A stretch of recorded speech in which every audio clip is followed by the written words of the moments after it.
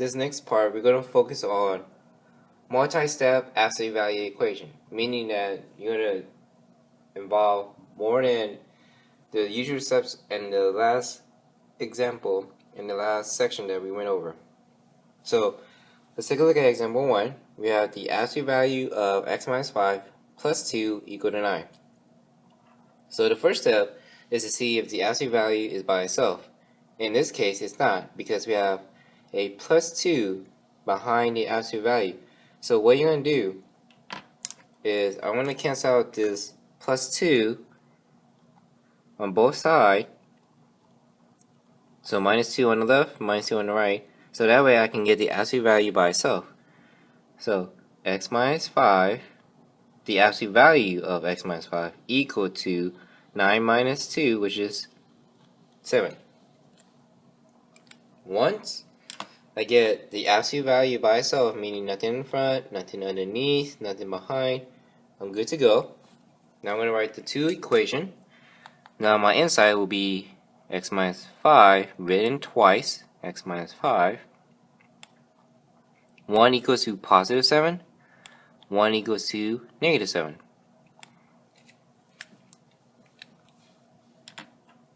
Now I'm going to work on the left side.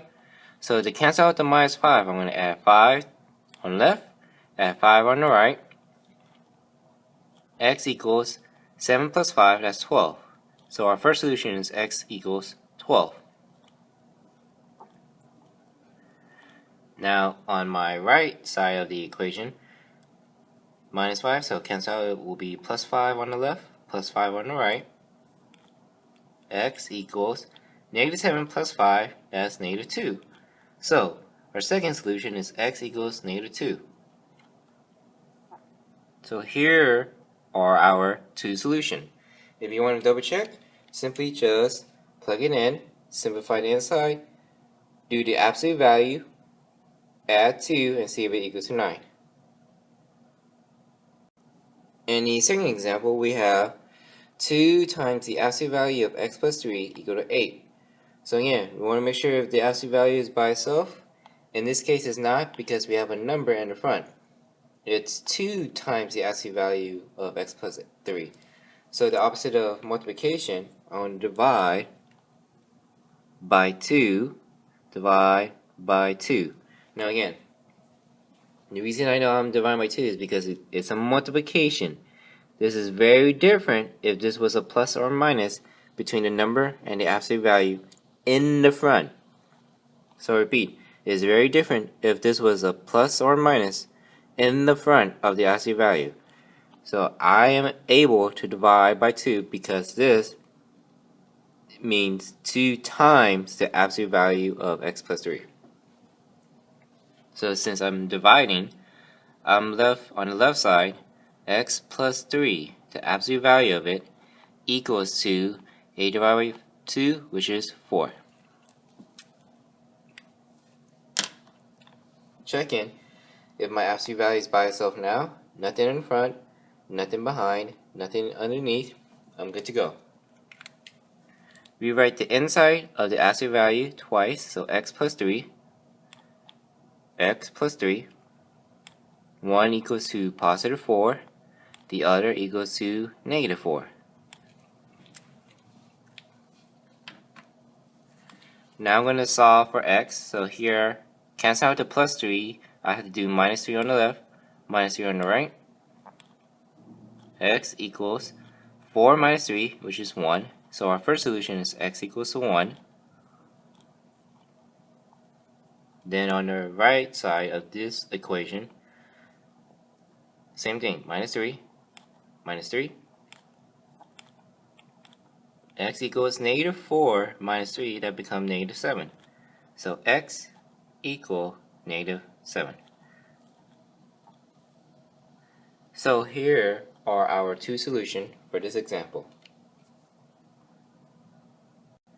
Example 3, we have the absolute value of x minus 1 over 6 equal to 2. Now, I'm checking if the absolute value is by itself. In this case, it is not, because we have a number 6 underneath the absolute value. Now, The reason that I say it's underneath the absolute value and not within, because if you look at the absolute value line, you see how it stops at the fraction line?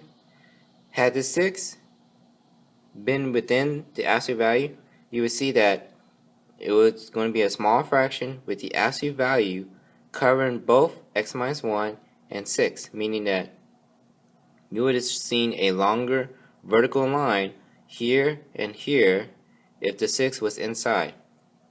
But in this case, the absolute value line is only for x minus 1. Since we have a 6 as the denominator, I'm going to multiply both sides by 6.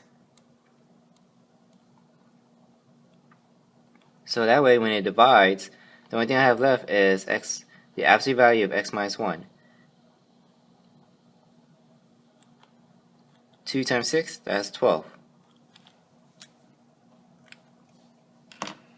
Looking at it, I have nothing in front, nothing in the back, nothing underneath anymore.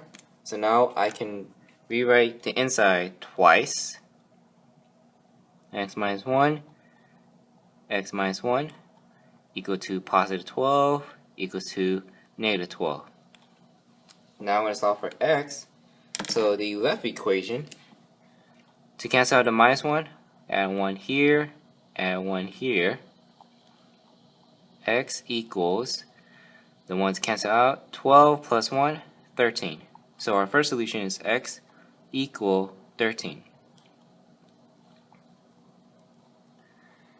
Then the right equation, same thing. I want to cancel out the minus 1, plus 1 here, plus 1 here. X equal, the ones cancel out, negative 12 plus 1, that would be negative 11. So x equal negative 11. Again, if you want to check your solution, you can simply plug into x, simplify the inside, take the absolute value of it, divide by 6, and see if it equals to 2. And example 4, this one looks different than all the examples we've gone through because we have an equation where it equals to negative 5. So, first thing is, again, try to get absolute value by itself. Now, if it happens that you do have an absolute value by itself and it equals to a negative number, that's no solution. But we haven't done all the steps to check if this has no solution. So just like before, I want to get absolute value by itself. We have a 3 in front of the absolute value, so I need to get rid of the 3. So the opposite is to subtract by 3. Subtract by 3 on the left, subtract by 3 on the right. Now, the 3's will cancel, but don't forget, since we have a minus, that means it's a negative 1 in front of the absolute value. So the negative or the minus stays with the absolute value. So right here, negative absolute value of x plus 4 equal negative 5 minus 3, that becomes negative 8. So I repeat, if this was a minus, then that means there's an invisible 1 in front of the absolute value.